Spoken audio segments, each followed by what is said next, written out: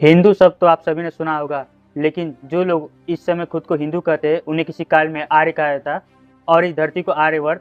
साथियों, आर्य शब्द का अर्थ बड़ा ही उत्तम है। धर्मवान, नीतिवान, कुलीन, श्रेष्ठ, आदर्श, आदरणीय व्यक्ति को आर्य कहा जाता।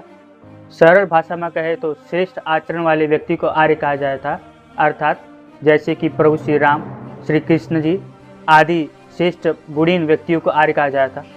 आर्य शब्द संस्कृत भाषा से लिया गया है और इसका उपयोग विभिन्न संदर्भों में किया जाता है।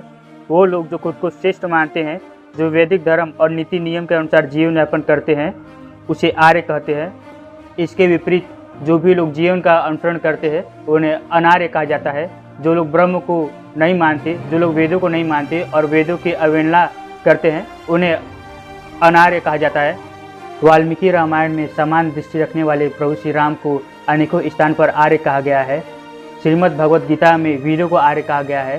चाणक्य नीति में गुणीन व्यक्तियों को आर्य कहा गया है। साथ ही ऐसे अनेकों ग्रंथ मिलेंगे जहाँ पर आपको श्रेष्ठ आचरण वाले व्यक्तियों को के लिए आर्य शब्द का उपयोग किया गया है। वेद कहता है कृणवंतो विश्वमार्यम, अर्थात सारे संसार को आर्य बनाओ। निरुत्तर आर्य को सच्चा ईश्वर पुत्र से संबोधित करते हुए वेद मंत्रों में सत्य, अहिंसा, पवित्रता आदि गुणों को धारण करने वाले को आर्य कहा गया है और सारे संसार को आर्य बनाने का संदेश दिया गया है। आर्यवर्त का अर्थ होता है श्रेष्ठ जनों का निवास स्थान। भारतवर्ष की संपूर्ण धरती मध्य में आर्यवर्त थी, जिसकी सीमाएं वक्त के साथ बदलती रही और आज आर्य संस्कृति केवल भारत, नेपाल और अन्य देशों में सिमट कर रह गया है।